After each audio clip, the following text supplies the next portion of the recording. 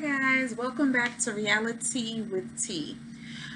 Okay, this isn't so much of a review as it is just my free thoughts of this whole Tim Montgomery situation. So I just want to give you a quick background because I used to watch, my Aunt Irma introduced me to Welcome to Sweetie Pies on OWN.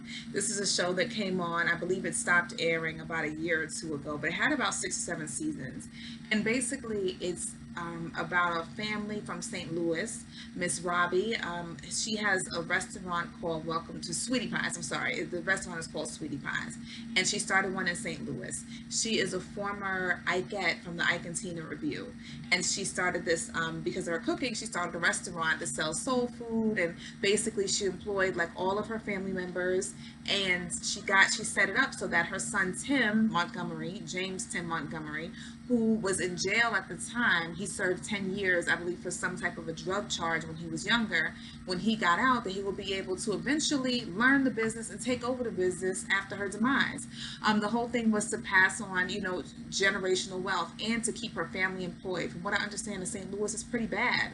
It's pretty poor. There's a lot of violence, especially gun violence, and this was a positive way to get a lot of her family members involved in something and to get them paid. So the show was really just a happy show. It showed how they ran the business, how they were expanding. Miss Robbie has a quick tongue and she's very witty, but she didn't take any crap from anybody. And then you see a lot of the relationships between her sisters, the nephews, the cousins. She employed everybody. And then you also see Tim working his way up after coming from jail, getting to understand the business, taking over a restaurant, then opening several restaurants around the country. So the issue with Tim, one issue with him that she had, which I think caused the ending of the show, was that he is overly ambitious, and his whole thing, and what I'm understanding now, I believe it was just greed, is that he kept opening restaurants. And she would tell him on the show, listen, you're opening, for example, you open a restaurant in LA. Number one, they don't even eat soul food like that in LA. They don't eat. Second of all, you're opening one in NoHo and one in North Hollywood and one in some other place, that's close to it. She's like, you have two restaurants in the same town and you're opening them up so quickly. Number one, you're not even doing it right. Number two, you're competing against yourself. Why do you have two restaurants that serve the same thing? So he's spending all this money opening up all these fancy restaurants, and number one, they don't have the financial backing to make sure it was secure. And then, they would close so quickly because there's a fly in here. If you see it, it is driving me crazy. And don't worry, I'm gonna get to it after I do this video. So basically, they're not surviving because he's doing it so quickly. He isn't, when you open a new store, you have to staff the whole restaurant. Now, the new staff doesn't understand. They have no connection to the original store. So, you're now moving staff from here to here so they can teach the new staff members how to cook, how you run the business. It was too much. He was spreading himself way too thin. I believe he had one in Los Angeles. He had one in St. Louis. There was one he was opening in Memphis. There was one in Texas. There was one all over the place. And Robbie basically ended up suing her son. They had a very close relationship, but she ended up suing her son because she wanted him to stop using her name to open restaurants because they were failing. And she basically said, you're watering down my brand, you're using my name, and you're basically ruining the reputation of Sweetie Pies. So that's what happened. So, the last season, they didn't even talk to each other. He was still opening his restaurants, whatever he was doing, but he was upset at his mom for suing him. And it ended up that they weren't talking, and then that was the end of the season. But in the second to last season, basically a couple seasons ahead of that, we learned that Miss Robbie lost her husband. I don't know how she lost him. She also lost her son, which would be Tim's brother, to gun violence. And that brother, her son, had a son who was her grandson, and his name was Andre, and he was being raised by his mother in Memphis, Tennessee. So from what I understand, he had dropped out of school. He was getting into trouble with the wrong crowd. So the mother said, well, let me send you to St. Louis to live with your grandmother. Hopefully you finish school, and then they will employ you. They'll have you doing something positive. Make it so that you're making some legal money. You're close with the family. They're keeping an eye on you, and you're building a relationship with all your family members and your grandmother. And Miss Robbie only has him as a grandson. I think he was 18 at the time, and TJ, who is Tim's son, and he was about 5 or 6.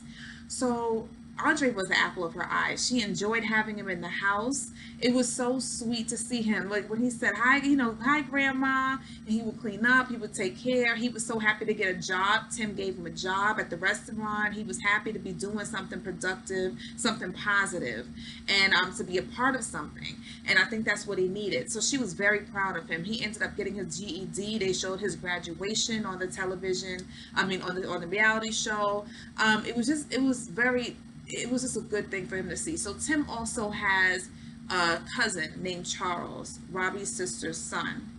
And Charles is basically, he makes a show for me. He's hilarious. He's all over the place. But he ended up working for them, getting fired how many times? Miss Robbie had to fire him. Tim had to fire him a few times, always brought him back. And he ended up, I think, being a bartender and then getting to the point where he was kind of managing one of the stores in California. So he was one of them that got shipped around the country. But I think he enjoyed it because it's like he got to see something outside of St. Louis and spend some time away from there. And when Andre came, he and Charles had a very close relationship. Charles kind of took him under his wing, like, listen, I'm a hot mess, but I'm going to work on you and I'm going to try to guide you the right way. So when I heard that Andre was killed in the news, even before the season aired, the thing about reality shows for me is that I really feel like I know these folks. So even when like people from the real world have passed away, like it's devastating to me. Well, I used to watch Celebrity Rehab, and then like, a lot of those folks, maybe they have OD'd after the show finished airing or something happened. I'm just like, I keep thinking about it, like I feel like I know them because we actually go into we feel like we're a part of their personal lives. So when I heard that he died, I was like, oh my, that's horrible. He's a kid, and then the next season, I think they did a whole episode dedicated to Andre where they showed that they did a memorial for him. They did a project where they were doing something against gun violence in St. Louis. They showed Charles talking about him, Miss Robbie. Tim actually took Miss Robbie to the place that Andre was killed. And you see, like, everybody in the family, he made an impression on them. So they all broke down. Charles especially broke my heart. He broke down. He said Andre was mine. He was a piece. The one thing that was right, I was working on him. And he broke down. It was just heartbreaking and so sad. So now, cut to just 2 days ago, I get an email of an article that Tim has been arrested and charged with a murder for hire plot of his own nephew, Andre. Remember, his deceased brother's son is Andre. And they're saying, and I'm not a details person, I'll just give you a quick overview, that Tim took out an insurance policy not long before his death on him, as his uncle made himself the sole beneficiary. Somehow there's a stripper involved from Memphis. You see the federal agency, FBI, they're investigating this, and they have been investigating this. I think he was killed in 2016 or so. Basically, he took out an insurance policy, making himself the sole beneficiary. And then a little while later, Andre was killed. Now, on the show, Miss Robbie said at the time, I feel like it was a setup because Andre was just coming back from Memphis. How did anybody know he was in this recording studio? That was number one. Now, they're saying that Tim had hired a stripper to come to somehow meet up with him in St. Louis. And then there's a third person apparently, and they killed him. Now, they got a burner phone. And they have, they figured out from the pings and cell towers and whatnot that he was in contact with the stripper, and they were both in the same city at the same time. They had traveled across county lines, and then right after his death, Tim made it back down to Memphis or wherever else he was going. Whatever the details are, you guys can look it up. But basically, they're investigating, and they found out now he's in jail. He's charged with trying to murder his nephew for insurance money, because after he was murdered, about a week later, he went to the insurance company to see if he can get the money out. Now, that is shady as hell because, was he even buried at that time? Like, how do you go a week later saying this person died, let me get the money from the policy? It doesn't even work that way. And I think that's what precipitated them to send this information because, like another blogger was saying, they get insurance for it all the time, so they have to investigate. Like, this looks really shady. You open up a policy for him, he dies, and a week later you come trying to get this money. Mind you, the policy was about $450,000, which should be that's not even that much money. There's no price on life, but you were on OWN. Oprah was funding you guys. You had reality show that was doing really well. You also had opened like 10 restaurants around the country. What is it that you needed this money that bad for? To kill your own nephew, your own blood, and your grandmother, she only has your mother only has two grandkids. He was the apple of her eye. Why would you do that to your mother? I mean, he's probably a sociopath, but that's just me speaking with logic. So, since then, I guess they've been investigating, and they found out that maybe he orchestrated this whole thing and got his nephew killed. I'm hoping it's not true because it sounds so far-fetched. I actually thought of him as a good guy because he would always hire the felons. Because he had been in jail, he would hire felons to work for him. He seemed to always try to put somebody on, give people a chance. But I mean, there were signs of crazy because he did, his baby mother did put out a restraining order against him recently. And then you can also look up another video where he is going crazy on her, talking about she won't let him or the family see his son TJ. Now, I believed him because he was so upset to the point where he couldn't even speak. And I know what that is when you're so upset you can't even get your words out correctly.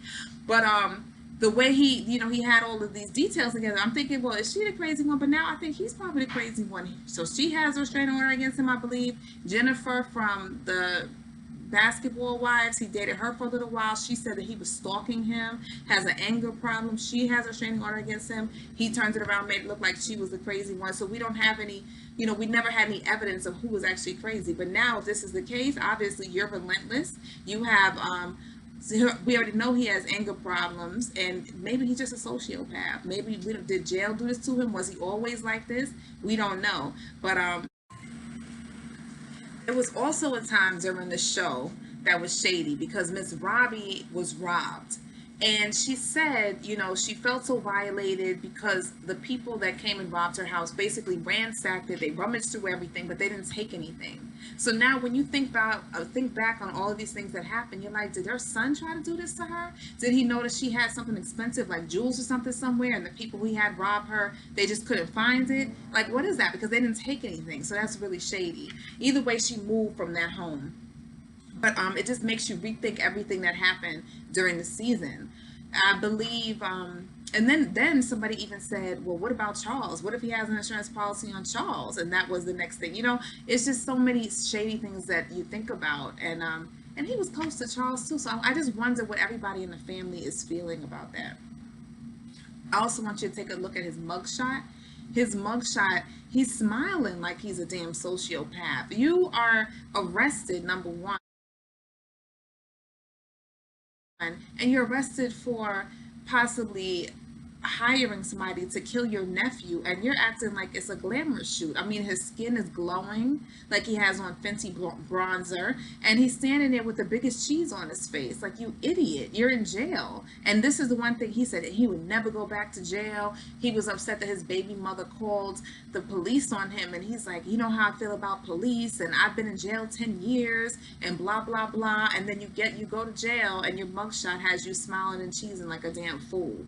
It's a really sad story, and it's heartbreaking, and it was just laying on my heart, and I just wanted to get it out and talk about it. So thank you for listening. And I also set up some clips I think that you can check out on the playlist. So rest in peace, Andre. I hope you're resting in peace now. And it's just very unfortunate that your own family you can't trust because they're going to stab you in the back for a few pennies.